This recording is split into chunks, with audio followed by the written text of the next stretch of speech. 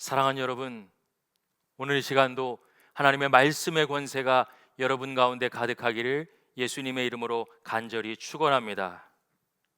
풀은 마르고 꽃은 시드나 우리 하나님의 말씀은 영원히 서리라 하셨습니다.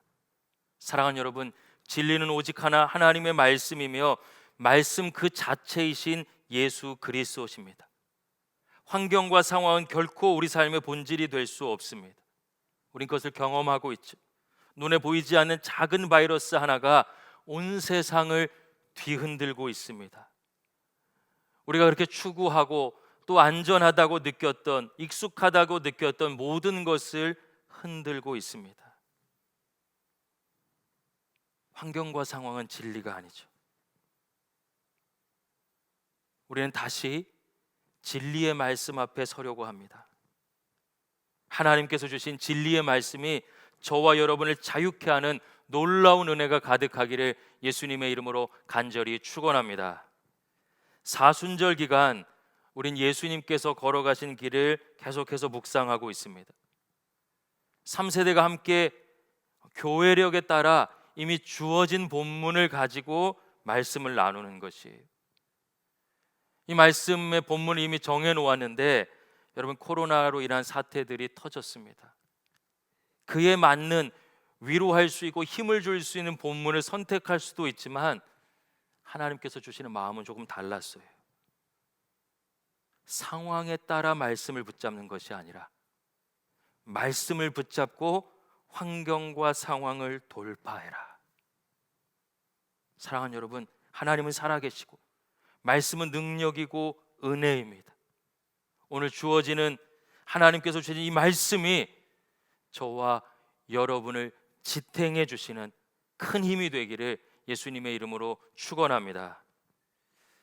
오늘 본문은 이제 예수님께서 빌라도의 재판정에 서시는 장면이에요. 여러 가지 이야기가 있겠지만 오늘 두 가지에만 좀 집중하고 싶습니다. 31절 32절 말씀 우리 찾아볼까요?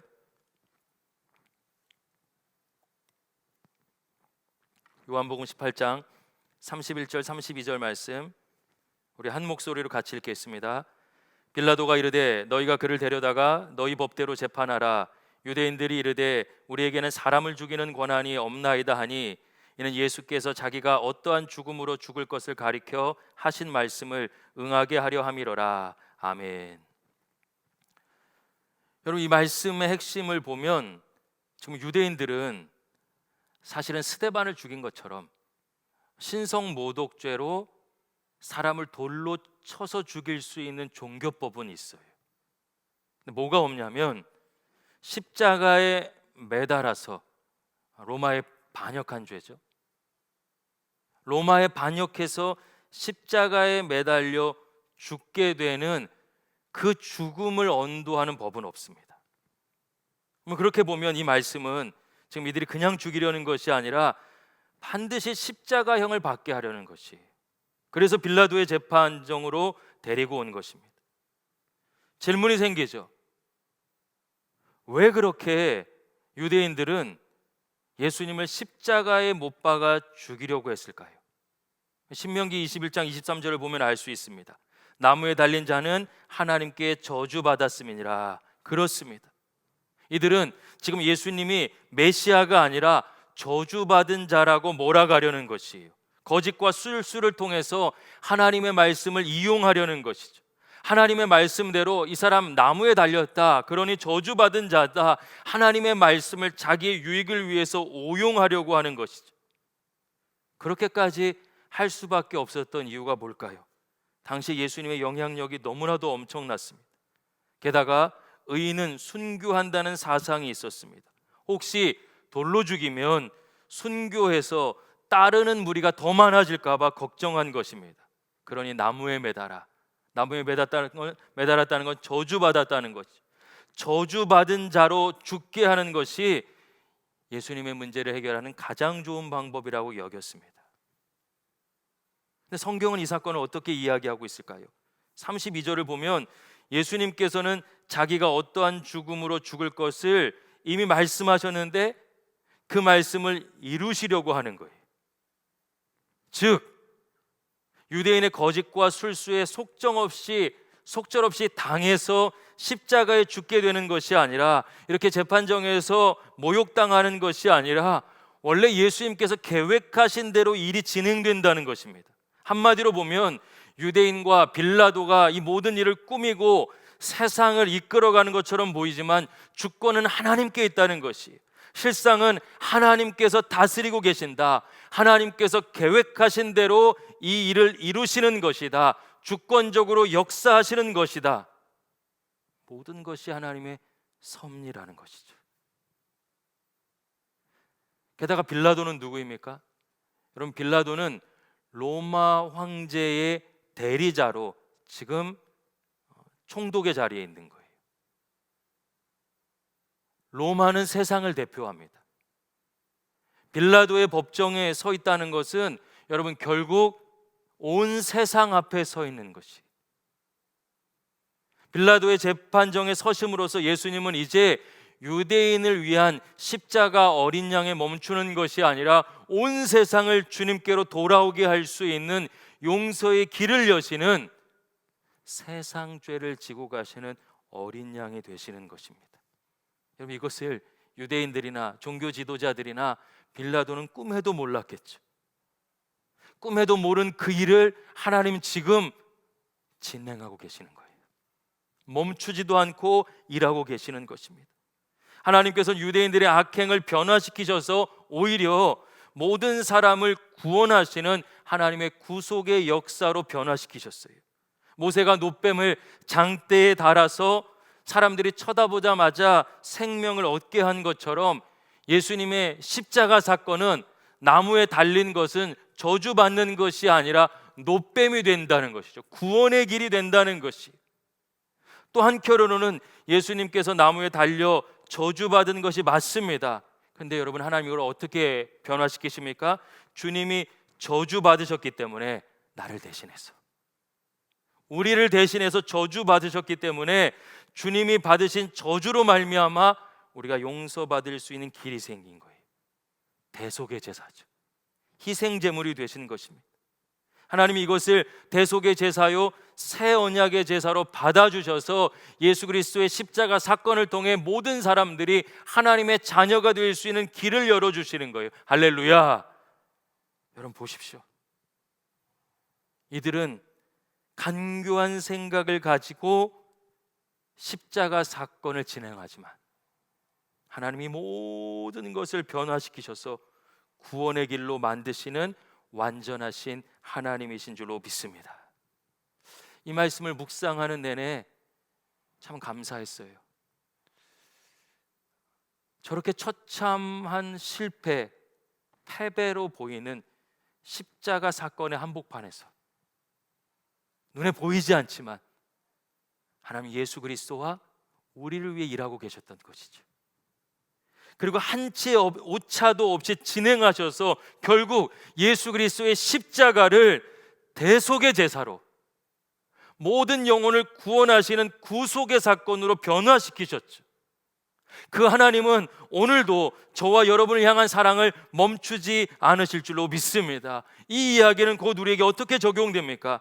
우리가 지금 어떤 어둠의 길을 걸어갈지라도 하나님은 나를 위해 일하고 계시는 것이. 여러분, 우리는 하나님 나라의 백성입니다. 이 땅에 살아가지만 전혀 다른 삶을 사는 사람들이에요.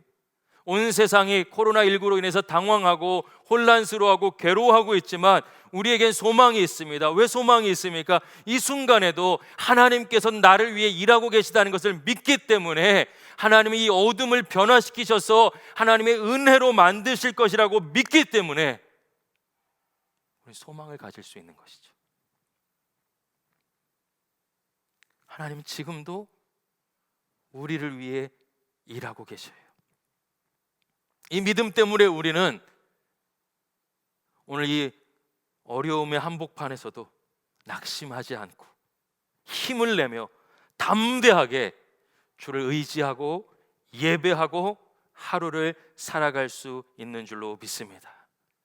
여러분, 가장 어려운 시기를 걷고 있을 때 다윗은 이런 시편을 고백했죠. 내가 사망의 음침한 골짜기를 다닐지라도 해를 두려워하지 않을 것은 주께서 나와 함께 하심이라. 주의 지팡이와 막대기가 나를 안위하시나이다. 그는 환경이 아니라 말씀을 믿었어요. 하나님의 약속을 믿었습니다. 진리의 말씀을 의지했습니다. 오늘 우리도 마찬가지입니다. 상황이 아니라, 환경이 아니라, 사람이 아니라 하나님의 말씀을 믿는 것이죠. 오늘 우리가 사망의 음침한 골짜기를 다닐지라도 해를 두려워하지 않을 수 있는 것은 주께서 우리와 함께 하시고 주님께서 지팡이와 막대기로 나를 지키시고 보호하시기 때문에 우리는 흔들리지 않는 줄로 믿습니다. 이 말씀이 저와 여러분에게 새겨져서 세상에 살지만 세상과 다른 삶, 하나님의 통치와 다스림을 받는 삶, 말씀을 붙잡고 담대하게 하루를 살아내는 저와 여러분 될 수 있기를 예수님의 이름으로 간절히 축원합니다. 이어지는 말씀을 보면 빌라도가 계속 신문합니다. 신문의 과정이에요. 여러 이야기가 있습니다. 그런데 주님은 그 이야기를 통해서 하나님의 나라와 진리에 대해서 말씀하십니다. 내 나라는 이 땅에 속한 것이 아니다. 여러분 37절 말씀 한번 찾아볼까요? 요한복음 18장 37절 말씀입니다. 37절, 38절 같이 읽어볼게요. 시작. 빌라도가 이르되 그러면 내가 왕이 아니냐? 예수께서 대답하시되 내 말과 같이 내가 왕이니라. 내가 이를 위하여 태어났으며 이를 위하여 세상에 왔나니 곧 진리에 대하여 증언하려 함이로라. 무릇 진리에 속한 자는 내 음성을 듣느니라 하신대 빌라도가 이르되 진리가 무엇이냐 하더라. 여러분 37절을 보면 주님께서 이 땅에 오신 이유를 명확하게 가르쳐 주십니다. 예수님께서 이 땅에 태어나시고 세상에 오신 이유는 오직 하나, 진리 때문이에요. 그분은 진리를 보여주시고 진리를 이루시기 위해서 이 땅에 오신 것이죠. 요한복음 14장 6절의 말씀 다 기억하실 거예요. 내가 곧 길이요 진리요 생명이니 나로 말미암지 않고서는 아버지께로 올 자가 없느니라. 예수님은 진리십니다. 진리가 길이 되는 것이고 그 진리의 길이 생명으로 이어지는 것이죠. 예수님은 진리십니다. 그러면 예수님께서 보여주신 모든 것이 진리겠죠. 길이 되는 것이고 생명이 되는 것입니다. 예수님께서 보여주신 것이 무엇입니까? 명확하죠. 십자가입니다. 십자가는요 주님의 사랑을 상징하는 것이에요. 주님은 다 내어주시고 사랑하셨습니다. 모두를 용서하시기 위해서 자기의 온몸을 찢으셔서 스스로 제물되어 죽으셨어요. 이유는 한 가지입니다. 더럽고 추한 우리가 하나님의 백성이 될 수 있도록 길을 여셨어요. 여러분 그렇게 예수님은 십자가의 길을 걸어가신 것입니다. 기독교 신앙에서 십자가만큼 중요한 것이 어디 있습니까? 왜 십자가가 중요하죠? 그 자체로는 하나의 상징일 뿐이잖아요. 십자가에 담겨져 있는 진리가 중요한 것이죠. 그럼 십자가는 하나님이 살아계시고 하나님이 사랑이심을 가장 완벽하게 보여주는 사건이기 때문입니다. 창조주가 피조물을 위해서 생명을 내어주는 사건. 여러분 이보다 큰 사랑이 어디 있겠습니까? 십자가는 사랑인 것이죠. 십자가는 사랑을 드러내는 것입니다. 그런데 그 사랑은 변하지도 않고 멈추지도 않고 영원합니다. 그 사랑이 영원한 진리죠. 이 진리되는 사랑을 전해주시기 위해서 예수님은 말씀이 되어서 이 땅에 오셨고 우리에게 사랑을 전해주셨고 사랑을 보여주셨고 사랑을 증명해 주셨어요. 그것도 우리가 아직 죄인 되었을 때, 모자랐을 때에, 죽을 수밖에 없는 존재일 때에 저와 여러분을 위해서 그 사랑을 증명하셨습니다. 주님께서 보여주신 사랑이야말로 변하지 않은 진리죠. 여러분 그렇게 이야기를 하니까 새로운 하나님의 나라의 왕권이 무엇인지 세상과 다른 방식으로 왕이 종을 위해서 백성을 위해서 생명을 내어주는 진짜 사랑을 증언하니까 여러분 빌라도가 뭐라고 이야기합니까? 진리가 무엇이냐? 여러분, 진리가 무엇이냐? 빌라도는 진리에 관심이 없습니다. 이걸 저는 좀 해석하면 이런 것 같아요. 진리가 밥 먹여주냐? 진리가 지금 내 총독자리 지켜주냐? 승진시켜주냐? 황제의 신임을 얻고 권력을 주냐? 또 다른 측면에서 보면 뭐가 진리냐? 내가 지금 너를 죽일 수도 있고 살릴 수도 있는데 그런 권력이 세상의 진리인 힘이 나에게 있는데 너는 무슨 진리 타령이냐? 알아듣지 못하고 전혀 다른 결의 이야기를 하는 것이죠. 예수님 오히려 세상의 권세와 힘을 가지고서 왕이 되려고 하셨으면 이 땅의 군사 정도가 아니라 천군 천사 데리고 와서 이것을 다 쓸어버리실 수도 있었는데 다른 나라, 다른 방식, 다른 진리, 자기가 죽음으로써 생명을 살려내는 사랑의 진리를 말씀하시는 거예요. 사랑하는 여러분, 우리 주님은 그 일을 위해서 오신 것입니다. 우리가 믿음으로 살아간다는 것, 주님을 따라간다는 것은 뭡니까? 진리의 길을 걸어가는 것이죠. 그게 생명을 살리는 길이에요. 나를 살리는 길입니다. 근데 진리의 길이 어떤 길입니까? 사랑을 나누는 길이에요. 혹시 우리 가운데 또 제 마음에도 지금 이렇게 어렵고 또 힘든 사랑인데 진리와 사랑이라니요 말씀하실 수 있어요. 여러분, 저는 이걸 바로 증명해낼 수 있습니다. 코로나19 사태로 모두가 답답해하고 어렵습니다. 근데 이렇게 불안한 시기에, 힘겨운 시기에 우리 마음을 녹여주고 용기를 내게 하는 뉴스는 무엇입니까? 정치인들의 이야기가 아니에요.